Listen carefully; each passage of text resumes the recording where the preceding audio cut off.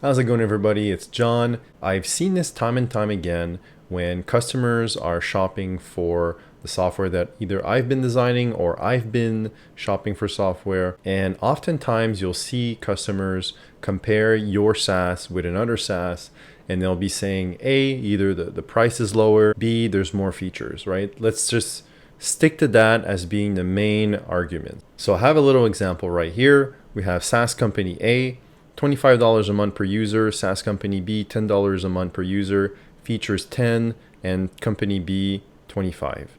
And oftentimes they'll just look at the price, they'll look at the number of features and be like, yep, we get a little demo. It seems to do what we want to do. Let's move forward. Let's sign a deal.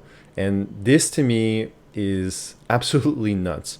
It is the wrong way to look at productivity software because you're failing to take into account the actual cost of operating the software. They're just looking at superficial things that look good on paper, but once you start using it and once you've committed your data to the platform, and you're kind of using it day to day, then you start realizing, or you don't even realize, right? Sometimes they don't even understand this benchmark and they just use the software unknowingly. So what do I mean by the true cost of operating the software?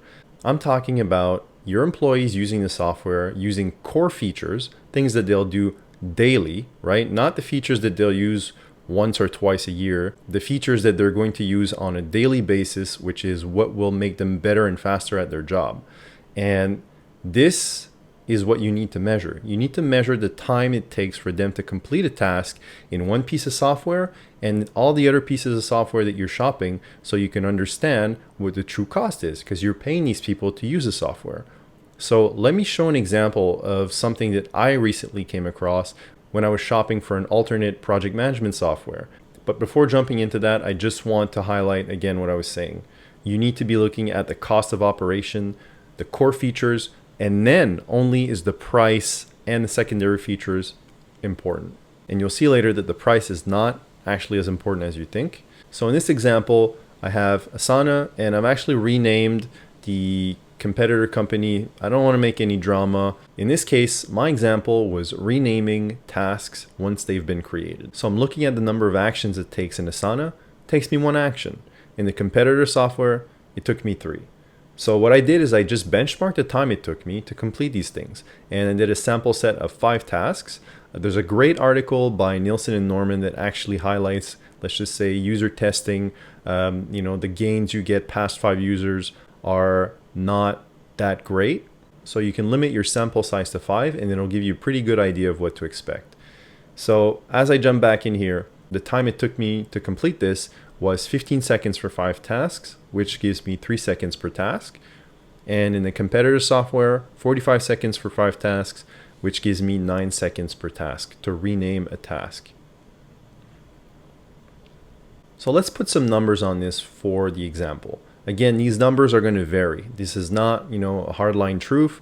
You could be doing more tasks, you could be doing less, you could be paying your employees more, you could be paying them less. I'm just giving you a base formula so you can do this calculation for yourself.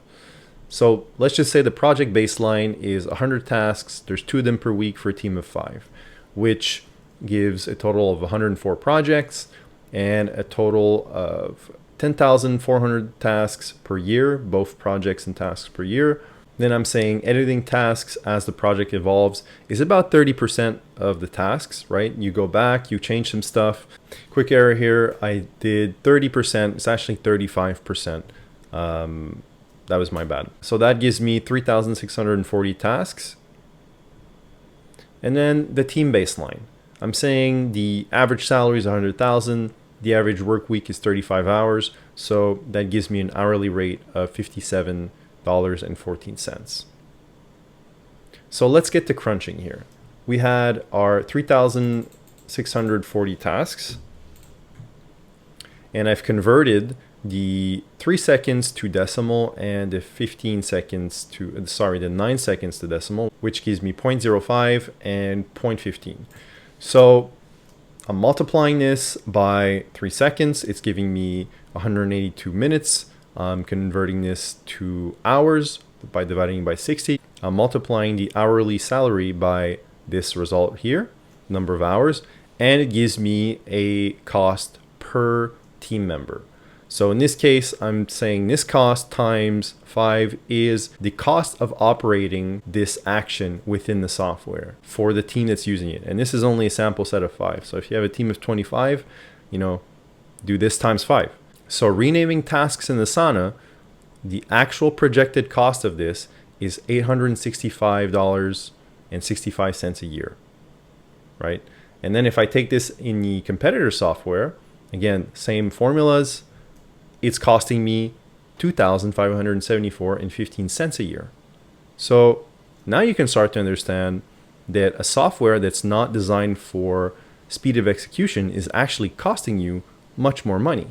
And that means that when you look at software in terms of how much you're paying per user, as in this example, I'm saying the cost of operating Asana is $865.65 a year. Mind you, this is just for one core feature, right? You should be benchmarking at least the top 3 core features you're going to use in the software to give yourself a better idea. This example only covers one core feature, which is renaming existing tasks. $25 a user on the premium plan or the business plan, I think, times 5 is $1,500 a year. There's probably even an annual discount. I'm just doing this for the sake of the video. So 1.5K. I'm adding the 865 to the 1.5K. That means the true cost of Asana is $2,365.65 a year. And the competitor software, the true cost is $3,174.15 a year. So the difference is Asana is less expensive by $808.50. And like I said, this is only taking into account one feature. So you can see here, the price here is more than double the competitor software, but Asana is less expensive.